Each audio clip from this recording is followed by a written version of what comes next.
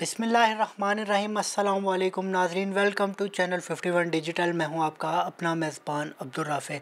नाज़रीन, इस वक्त मैं मौजूद हूं जामिया मस्जिद व खानकाह सिराज में, और यहां पर एक कुरान की एकेडमी भी बनाई गई है, सिराज कुरान एकेडमी। और जो आज हमारे साथ शख्सियत मौजूद हैं जिनके साथ हम गुफ्तगू करेंगे, वो इस सिराज कुरान एकेडमी के रूए रवां डॉक्टर कारी मोहम्मद सिराज साहब हैं। जब हम इनकी शख्सियत को देखते हैं तो ऐसा पता लगता है कि जैसे कोई अरबी हमारे सामने आगे हों, और इसके साथ साथ जब हम इनकी कुरान की किरत सुनते हैं तो ऐसा महसूस होता है कि हम मस्जिद नबवी शरीफ में या फिर बैतुल्लाह शरीफ में मौजूद हैं और वहाँ के कोई कारी हमारे साथ मौजूद हैं। तो आज हम कारी साहब से गुफ्तगू करेंगे कि इनने तालीम कहाँ से हासिल की, और क्या पाकिस्तान में भी रहकर इस तरह का अरबी गेटअप करना और फिर उसी अरबी अंदाज से तिलावत करना किस तरीके से की जा सकती है। और इसके साथ साथ एक बड़ी खूबसूरत बात कि जब हम यहाँ इस एकेडमी में आए तो हमने देखा कि कारी साहब के पास बड़ी तादाद में जो रोज़ा रसूल सल्लल्लाहु अलैहि वसल्लम के जो चादर मुबारक है या फिर खाना काबा का गुलाफ है, ये भी मौजूद है। इसका भी शौक़ रखते हैं, तो हम कारी साहब से मज़ीद गुफ्तगू करते हैं इस हवाले से। अस्सलाम वालेकुम कारी साहब। वालेकुम सलाम व रहमतुल्लाहि व बरकातुहू।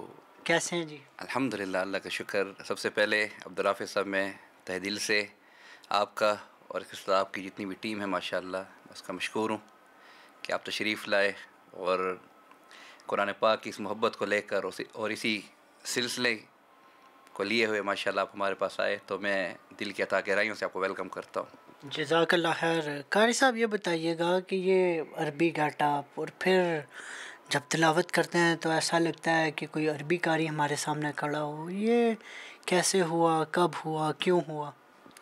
बस ये तो देखें, एक तो सबसे पहले मैं हमेशा एक कुरान पाक की आयत पढ़ता हूँ कि ज़ालिका फ़ज़्लुम मिनल्लाह, ज़ालिका फ़ज़्लुल्लाह युअती मन यशा, कि अल्लाह ताला की तरफ से एक तौफ़ीक है। फिर कुरान पाक की एक मोहब्बत, सिर्फ़ ये नहीं कि ये मैं अपने लिए इसको काफ़ी समझता हूँ। मैं तो चाहता हूँ कि हर हमारे मुसलमान के दिल में कुरान पाक की मोहब्बत, फिर उसके साथ साथ उसको सही जो उसके पढ़ने का अंदाज़ है और जिस तरीके पर कुरान पाक पढ़ा गया, ये हर किसी को ये आना चाहिए। माशाअल्लाह, हर किसी को इस पर अमल पैरा होना चाहिए।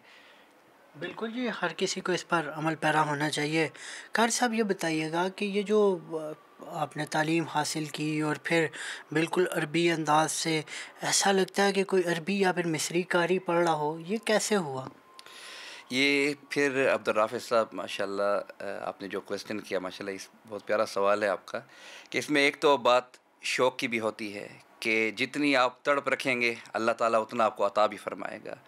तो फिर हमारा भी बचपन से शौक़ था कुरान पाक की तिलावत का। जब हम सुना करते थे आइम्मा हरमैन शरीफ़ैन को, माशाअल्लाह कितनी खूबसूरत अंदाज़ में तिलावत करते हैं, फिर जिस तरह वो इमामत करा रहे होते हैं और जिस तरह वो कुरान पाक पढ़ रहे होते हैं, तो इस तरह लगता है जैसे कुरान पाक उतर रहा है और वो फिर कुरान पाक के अल्फाज के साथ खेल रहे होते हैं। जहाँ पर आखिरत का ज़िक्र आता है वहाँ पर वो रोना शुरू कर देते हैं, अल्लाह के अज़ाब का जहाँ पर ज़िक्र आता है, क्योंकि वो अहले ज़बान हैं। फिर जहाँ पर जन्नत का ज़िक्र आता है तो वो उसको उस खूबसूरत अंदाज़ में पढ़ रहे होते हैं कि बंदा बिल्कुल, जिसे कहते हैं कि बंदा एंजॉय कर रहा होता है या उनकी जो है उस रूहानियत से फैज़याब हो रहा होता है। तो इधर से देखकर अल्हम्दुलिल्लाह एक दिल में एक शौक़ भी पैदा हुआ। फिर जो हमारी बेसिक माशाअल्लाह हमने जो कुरान पाक की इस तालीम का आगाज़ किया, वो अल्हम्दुलिल्लाह मदीना मुनव्वरा मस्जिद नबवी से शुरू किया। वहाँ पर अल्हम्दुलिल्लाह हमारे असातिज़ा कराम के जिनकी तरबियत में हम रहे। और फिर उसके बाद मैं आपको इस बात पर जो है आपके इस सवाल को यानी इख्तिताम करूँगा इसका, कि फिर बंदा सारी उम्र जो है वो सीखता ही रहता है, यानी सीखने की कोई हद नहीं है।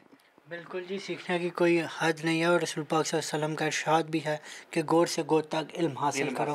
तो ये इंसान की लगन है कि वो गौर से गौर तक किस तरीके से इल्म हासिल करता है। ये बताइएगा कि बताने से पहले कोई थोड़ी सी हमें अगर तिलावत करके दे दें, फिर अगर उससे रिलेटेड सवाल होंगे तो बड़ा मज़ा आएगा। जी बिल्कुल, माशाअल्लाह।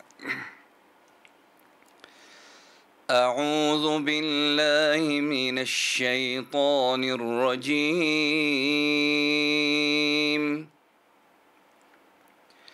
बिस्मिल्लाहिर रहमानिर रहीम। सुभान अल्लाह। لا يكلف الله نفسا إلا وسعها لها ما كسبت وعليها ما اكتسبت ربنا لا تؤاخذنا إن نسينا أو أخطأنا ربنا ولا تحمل علينا إصرا كما حملته على الذين من قبلنا ربنا ولا تحملنا ما لا طاقة لنا به واعف عنا واغفر لنا وارحمنا واعف عنا واغفر لنا وارحمنا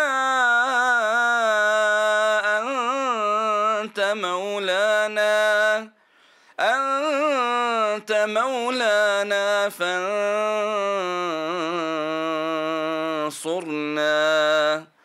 فانصرنا على القوم الكافرين صدق الله العظيम। माशाल्लाह, जज़ाकल्लाह, सुभान अल्लाह।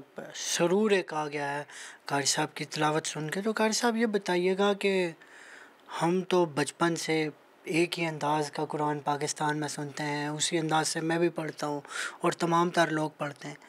तो ये जिस तरह आपने वेरिएशंस हमें दिखाई इस आयत में, तो ये कितनी वेरिएशंस होती हैं, किस तरह इनको पढ़ा जाता है, और आया क्या ये जो एक ही अंदाज़ में कुरान पाक पढ़ना, ये क्या कुरान पाक की खूबसूरती को थोड़ा सा कम नहीं करता? जी माशाअल्लाह अब्दुल राफ़ी साहब, आपने बहुत ही एक खूबसूरत क्वेश्चन किया कुरान पाक की इस क़िरात के हवाले से। तो देखिए, मैं हमेशा एक बात करता हूँ कि कुरान पाक जिस तरह अल्लाह ताला का ये कलाम है, तो अल्लाह जमील व युहिब्बुल जमाल, अल्लाह ताला ख़ुद कितने खूबसूरत हैं, फिर उनका ये कलाम कितना खूबसूरत है। और फिर उसके साथ साथ हमेशा हदीस मुबारक की रोशनी में कि कुरान पाक को खूबसूरती और उस अंदाज़ से पढ़ो कि जो इसके पढ़ने का अंदाज़ है, या उस तरीक़े पर पढ़ो जो इसके पढ़ने का तरीक़ाकार है। और हमेशा मैं एक बात करता हूँ कि आपने एक बड़ी प्यारी बात की कि एक सादा सी आवाज़ में पढ़ना। बेशक देखें, बात यहाँ पर एक इखलास की है। जो कुर्रा हज़रात पढ़ते आ रहे हैं बचपन से, जिस तरह हम सुनते आ रहे हैं कि एक ही आवाज़ में कुरान पाक को बस सादा से अंदाज़ में पढ़ाना या पढ़ा देना, ये काफ़ी नहीं है। बल्कि कुरान पाक को मुख्तलिफ़ लहजों में पढ़ा गया है, जिसे अगर हम तजवीद की लुगत में देखें तो उसको सुनिया बिसिहर कहा जाता है। इसका मतलब है कि एक आवाज़ को, जिसे कहते हैं कि जादू के अंदर बंद कर देना, एक ख़ूबसूरती को जादू के अंदर बंद कर देना।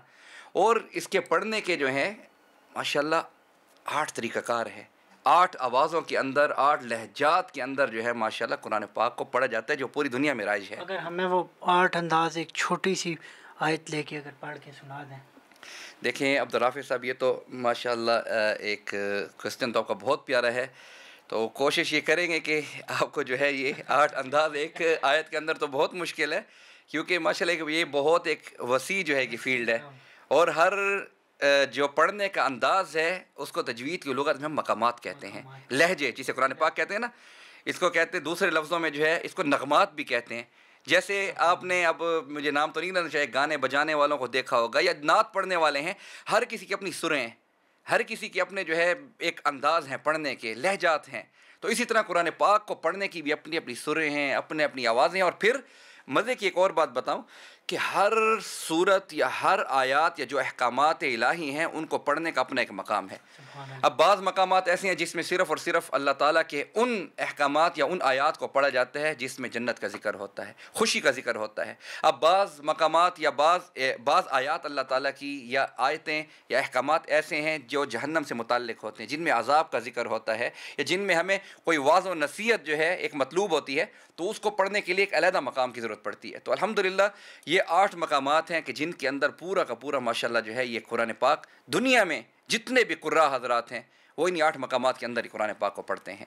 अब उसमें जो मैं थोड़ा सा जो है चले सामीन माशाल्लाह आपने जब ये सवाल किया तो सुनिया बिसहरिक जो है ये 8 मकामातों का मजमूआ है, जिसमें सबसे पहला जो इसमें मकाम जो साद है वो सबा, मकाम सबा जो है।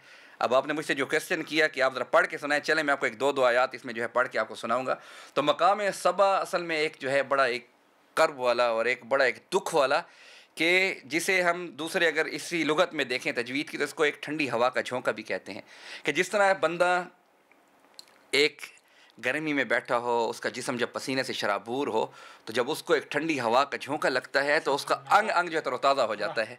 तो इसी तरह जब इस आवाज़ में कुरान पाक को पढ़ा जाता है, इस लहजे में, इस मकाम में, तो इंसान के जिस्म के रोंगटे खड़े हो जाते हैं और ये दर्द को, कर्ब को जो है उजागर करते हैं। और अक्सर फिर ये मकाम उन्हीं आयात में पढ़ा जाता है जिसमें ज़्यादातर कोई वाक़या शुरू हो या अल्लाह ताला के इस तरह जो है आज़ाब का ज़िक्र हो या अल्लाह ताला की तरफ से वाज़ो नसीहत जब इंसान को की जा रही होती है, तो उसमें फिर ये जो है मकाम बड़ा पढ़ा जाता है। तो अऊज़ु बिल्लाहि मिनश शैतानिर रजीम, बिस्मिल्लाहिर रहमानिर रहीम, या अय्युहल इंसानु मा गर्रक बिरब्बिकल करीम, अल्लज़ी खलक़क फसव्वाक फअदलक फ़ी अय्यि सूरतिन मा शाअ रक्कबक। मैंने तिलावत आपके सामने की छोटी सी आयत की, ये मकाम सबा था। खैर अभी वक्त की क्योंकि कमी है, इंशाअल्लाह फिर नेक्स्ट जब आप तशरीफ़ लाएंगे या जब आप ये प्रोग्राम एक बाकायदा इन्हीं मकामात के ऊपर जब हम करेंगे तो उसमें मैं फिर आपको बताऊंगा। जो दूसरा बड़ा मकाम है वो नहावंद है, फिर उसके बाद अजम है, फिर उसके बाद बयात है, फिर सिका है, फिर उसके बाद हिजाज है, फिर जो है सातवां जो है वो यानी रस्त है, फिर कुर्द है। ये बड़े बड़े मकामात हैं और पूरी दुनिया में जो है ये मकामात जो है राइज हैं माशाल्लाह, इसी के अंदर ही तिलावत की जाती है। तो अभी क्योंकि वक्त की कमी है तो फिर इंशाल्लाह कभी मैं आपको फिर इसमें भी तिलावत करके दिखाऊंगा कि इनमें पढ़ने के क्या अंदाज़ है कुरान पाक को। ये बताइएगा कि कभी ऐसा हुआ कि किसी आप महफ़िल में गए, किसी इवेंट में गए, किसी फंक्शन में गए, आपने तिलावत की और आपके साथ बैठा हुआ शख्स थोड़ा सा हेजिटेट कर रहा है कि ये कोई अरबी आ गया? अल्हम्दुलिल्लाह ये बहुत सारी जगह पे अल्लाह ताला का एक फ़ज़ल है कि जहाँ पर हम तिलावत करते हैं तो माशाल्लाह अक्सर यही समझते हैं कि जो लहजा है, जिस लहजे में हम तिलावत करते हैं तो ये भाई ये अरब का लहजा है। हमने पाकिस्तान में जो है ये बहुत कम सुनने में होता होगा माशाल्लाह, कुर्रा हज़रात हैं जो कुरान से बहुत मोहब्बत रखते हैं, लेकिन ये बहुत कम है अभी। तो फिर लोग ये नहीं कहते अस्सलाम वालेकुम कैसे हैं आप, अस्सलाम वालेकुम कैफ़ा हालू? बहुत सारे लोग अल्हम्दुलिल्लाह अरबी में भी हमसे बात करते हैं माशाल्लाह, बहुत सारे इंग्लिश में भी बात करते हैं। वो हेजिटेट करते होंगे कि ये अरबी आ गया तो इसे अरबी में जी अल्हम्दुलिल्लाह बिल्कुल। बाज़ जगह पे, बहुत सारी जगह पे ऐसे होता है कि जब हम किसी ऐसी मजालिस में, महफ़िल में या कहीं इनविटेशन पे जाते हैं तो अक्सरियत जो है हमसे अरबी में बात करना जो है वो शुरू करती है, या बाज़ इससे जो है हेजिटेट भी कर रहे होते हैं कि हम कैसे बात करें, किस तरह जो है हम आगे आगाज़ करें बात का। तो जब हम फिर आगे उनको ख़ुद कहते हैं कि क्या हाल है, खैरियत से हैं, तो फिर वो थोड़े से मुतमईन हो जाते हैं, हौसले में आ जाते हैं। अच्छा जी माशाल्लाह। अच्छा मेरे साथ नाज़रीन खुद भी ऐसा वाक़या पेश आया कि जब मैंने कारी साहब का नंबर सेव किया तो एक दफ़ा एक स्टेटस लगाया, ये चलते हुए आ रहे हैं और एक डाइस के ऊपर इन्हें तिलावत शुरू की, तो मुझे ऐसे ही लगा कि कोई जैसे मिस्री या फिर कोई अरबी आ रहा है और वो डाइस पे आके पड़ा। जब मैंने थोड़ा सा फोकस किया तो मुझे पता लगा कि कारी साहब खुद माशाल्लाह, अल्लाह इनके अमल में, इनकी जो तमाम तर चीज़ें उनमें बरकतें डाले। कारी साहब ये बताइएगा कि अब हमने इसके ऊपर ज़रूर बात कर ली कि अंदाज़ क्या हैं, कैसे हैं। हमारे पाकिस्तान के अंदर अगर कोई मदीना पाक जाके पढ़ना चाहता है तो उसका क्या अमल है? और दूसरा इसके साथ एक और सवाल ऐड ऑन करूँगा कि पाकिस्तान में रहते हुए अगर कोई तजवीद सीखना चाहता है तो इसका क्या अमल है? जी देखिए, आपके पहले सवाल के जवाब में कि मस्जिद नबवी शरीफ के अंदर तो खैर कोई दाखिला इतना मुश्किल नहीं है, सिर्फ़ क्योंकि वहाँ के बंदा जो रूल्स वगैरह फ़ॉलो करता है, वीज़ा वगैरह, या जो अफोर्ड कर सकता है वहाँ पे रह सकता है, तो वो इजीली मस्जिद नबवी के अंदर तालीम हासिल कर सकता है। बात रह गई मदीना यूनिवर्सिटी की, तो उनके अपने रूल रेगुलेशन है, उनके अपने क्राइटेरिया वगैरह है। उसको अगर इंसान जो है, ये बंदा अगर उसको पूरा करता है, कोई स्टूडेंट वगैरह या जो जाना चाहता है तो उस पर पूरा उतरता है, तो उसके लिए भी कोई मुश्किल नहीं है, वो जा सकता है ईज़िली। और फिर दूसरा रह गई बात यहाँ पर, तो हमारी भी पूरी यानी कोशिश है, आप भी दुआ करें, राफ़े साहब सुनने वाले सामीन हैं, आप भी दुआ करें कि हम इसी किस्म का एक इदारा बनाना चाह रहे हैं, जिसे यानी कुरान कम्प्लेक्स के इसी अंदाज़ के ऊपर हदर में जिस तरह आइम्मा हरमैन शरीफैन कुरान पाक को पढ़ते हैं उसी तरीके पर जो है कुरान पाक यहाँ पर सिखाया जाए। और मेरी तो दिली ख्वाहिश है कि जितने भी कुरान पाक पढ़ने वाले तलबा हैं वो हदर में ख़ूबसूरती के साथ कुरान पाक को पढ़ें, क्योंकि कुरान पाक को मैं अब यानी बात हमारी लंबी हो जाएगी कि दुनिया में जो है वो 3 तरीके पर पढ़ा गया है कुरान पाक। एक तरतील है माशाल्लाह, जो आप सुनते हैं, जो मिस्री कारी हज़रात पढ़ते हैं, वो पूरी एक बड़ी लंबी एक वो भी एक बड़ी फील्ड है और बड़ा एक जो है समंदर है वो भी। तो उसके लिए आपको बाकायदा एक मैदान चाहिए, फिर एक प्रोग्राम चाहिए, अरेंजमेंट चाहिए, लोगों का मजमा होना चाहिए। फिर दूसरा जो कुरान पाक जिस तरीके पर पढ़ा गया है वो तदवीर है। तदवीर में वो तरतील और हदर का दरमियानी एक हिस्सा है कि जिसमें आराम आराम से थोड़ा सा कुरान पाक को पढ़ा जाता है। इंशाल्लाह कभी हम प्रोग्राम इस पे करेंगे तो मैं ये आपको फिर बताऊंगा कि ये क्या चीज़ है तफसील से। फिर तीसरा जो है जिसमें आप आइम्मा हरमैन शरीफैन को सुनते हैं वो हदर है। और हदर जो है वो सबसे प्यारा और आसान और ख़ूबसूरत अंदाज़ है कुरान पाक को पढ़ने का, कि बंदा नमाज में भी पढ़ लेता है, जहाँ पर बैठा है बस वो शुरू हो जाए खूबसूरती के साथ। तो मेरी ये बड़ी एक दिली ख्वाहिश है कि इस तरह का एक इदारा हो जो आगे बच्चों को इस तरह तैयार करे। बिल्कुल जी, माशाल्लाह, बड़ी अच्छी सोच है और हमारी दुआ और उम्मीद यही है कि ना सिर्फ आप बल्कि पाकिस्तान भर में इस तरह की अकेडमीज़ खोली जाएँ। और जो कुरान पाक की खूबसूरती है, जिस तरीके से कुरान पाक अल्लाह की ज़ात ने हमारे ऊपर भेजा, उसी तरीके से हम इसी खूबसूरती के साथ इसकी अदायगी भी कर सकें। कारी साहब, आपने क्योंकि जो तालीम है वो मदीना पाक से हासिल की है, मेरा अगला सवाल आपसे ये होगा कि कैसे देखते हैं कि पाकिस्तान में किस तरह से बच्चा जिस तरह सीखता है उस सीखने में और मदीना पाक के सीखने में क्या फ़र्क है, और फिर उसके बाद फिर हमारे कुर्रा हज़रात और मदीना पाक के कुर्रा हज़रात में आपने क्या फ़र्क देखा?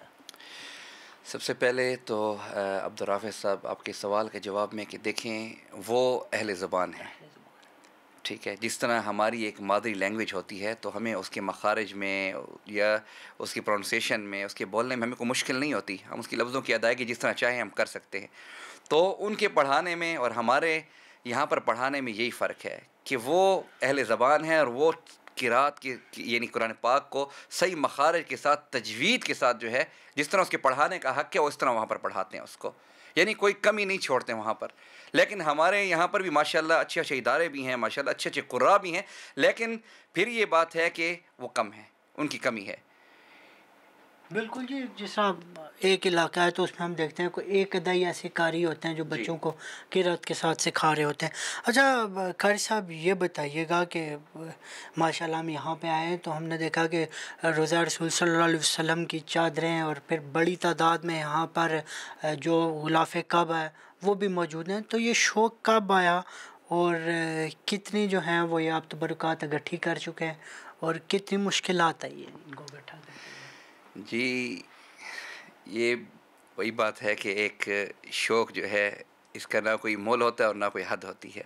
अल्हम्दुलिल्लाह हम बचपन से देखते आ रहे थे माशाल्लाह, वहाँ पर सऊदीया में भी जो वहाँ पर शयूख़ के घर में भी ये लगे होते थे, वहाँ पर उनके भी माशाल्लाह दीवानियों के अंदर उनकी जो बैठक हम जिसको बोलते हैं मेहमान खाने जो होते हैं, ये उनकी ज़ीनत बने होते थे। तो वहाँ से भी देख के माशाल्लाह एक शौक़ हुआ। फिर जब लाइव बैतुल्लाह शरीफ के सामने जब बंदा जाकर खड़ा होता है, फिर रसूलुल्लाह सल्लल्लाहु अलैहि वसल्लम की उन सुनहरी जालियों के सामने जब हम सलातो सलाम पढ़ते हुए गुजरते हैं तो उसके अंदर ये जो ग्रीन पर्दा नज़र आता है तो बंदे के दिल में ना एक कुदरती एक तड़प और ख्वाहिश पैदा होती है कि काश कि ये जो तबर्रकात हैं ये हमें भी मिल जाएँ, या हमारे पास भी ये तबर्रकात का कुछ हिस्सा जो है हमारे पास भी होना चाहिए। तो यहीं से एक तड़प पैदा हुई और फिर उसमें अल्लाह ताला ने मदद की। जब बैतुल्लाह के सामने खड़े होते तो देखते कि वो गिलाफ, उसके ऊपर फिर माशाल्लाह वो गोल्डन कैलीग्राफी। तो कौन ऐसे है कि जिसका दिल नहीं करता कि उसके घर में या उसके पास ये तबर्रकात मौजूद ना हो। तो अल्हम्दुलिल्लाह इसको यानी फिर हासिल करने के लिए भी एक बड़ी जिसे कहते हैं तगदो करनी पड़ी, बड़ी माशाल्लाह जो है एक सिफारिश भी आप कह सकते हैं, बड़ी मेहनत भी कह सकते हैं। तो बड़े एक सिलसिले के बाद ये हासिल हुई अल्हम्दुलिल्लाह। अच्छा, तो ये बताइएगा कि जिनकी सिफारिश डलवाते थे वो ये नहीं थे कहते कि कुछ थोड़ा बहुत हमारे लिए भी रख लेना? जी अल्हम्दुलिल्लाह, जिनकी सिफारिश हमने डलवाई है तो माशाल्लाह वो खुद कफ़ील है इस चीज़ में। अच्छा। अल्हम्दुलिल्लाह अल्लाह ताला ने उनको भी ये बहुत सी चीज़ों से नवाजा है अल्हम्दुलिल्लाह, बहुत सारी तबर्रकात से नवाजा है। तो जिसे कहते हैं कि ये भी एक ऐसा शौक़ है कि जिसकी प्यास नहीं बुझने वाली। बंदा कहता है कि हल में मज़ीद वाली बात है कि और हो, ये तो कुछ भी नहीं है। तो इंशाल्लाह ज़िंदगी रही तो अभी और भी हमने बहुत कुछ तबरक़ात भी जमा करनी है, बहुत कुछ तबरक़ात और लानी भी हैं अल्हम्दुलिल्लाह। अगली दफ़ा इंशाल्लाह आएँगे तो मतलब ये कमरा कम होगा।